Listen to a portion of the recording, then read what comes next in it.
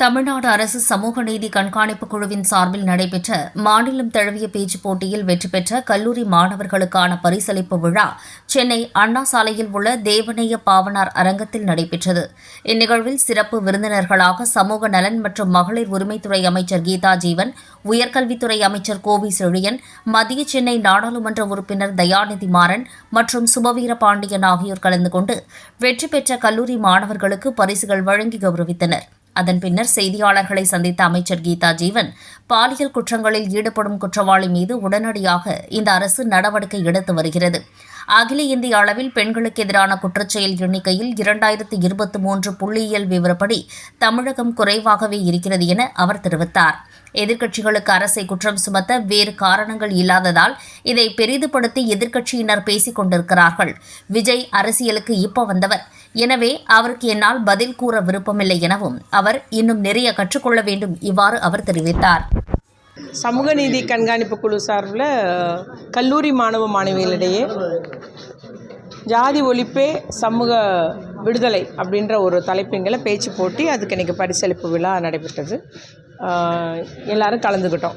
இப்போ நிறைய பேசுனீங்க, சோஷியல் மீடியா மூலம் ஜாதிகள் வளருது, அப்போ நம்ம எதுக்கு முயற்சிகள்லாம் தோல்வி அடைகிறாங்க? ஜாதி ஒழிக்கிறத நம்ம முயற்சி பல விதமாக எடுத்துகிட்டு வரோம். ஆனால் இந்த சோஷியல் மீடியாவில் வந்து அதிகமாக வளர்த்து நீங்கள் சொல்கிறீங்க, அது மூலமாக நம்ம என்ன கட்டுப்பாடு? இதில் என்ன கட்டுப்பாடு, நான் என்னங்க பண்ண முடியும்? மேடம், இப்போது தூத்துக்குடியில் வந்துட்டு இந்த வட மாநில பெண்ணை வந்து கூட்டு பாலியல் பண்ணியிருக்காங்க, தூத்துக்குடி சிலுவை கொண்டது, அதோட உங்களோட? அதாவது நான் என்ன சொல்ல வரேன்னா, ஏற்கனவே நான் நிறைய இதில் பேட்டியில் அதுதான் சொல்கிறேன்.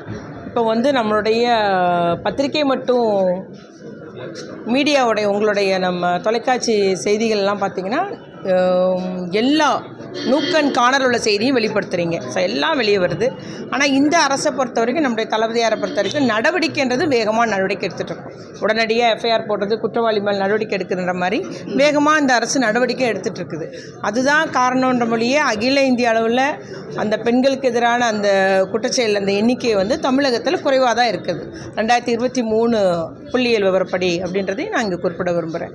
ஆனால் எதிர்க்கட்சிகளுக்கு வந்து வேறு அரசை குற்றம் சொல்ல வேறு எதுவும் இல்லாதனால இதை ஒரு பெரிதுபடுத்தி பேசிகிட்டு இருக்கிறாங்க. இப்போ விஜய் வந்து தீய சக்தி தூய சக்தி சொல்லியிருக்காரு, திமுகவை தீய சக்தின்னு கடுமையாக விமர்சிச்சிருக்காரு, அதை நீங்கள் எப்படி பண்ணுறீங்க? ஏங்க இப்போ வந்தவருங்க, நானும் அவருக்கு பதில் சொல்ல விரும்பலை. அவர் வந்து நிறைய இன்னும் கற்றுக்கணும். ஓகே.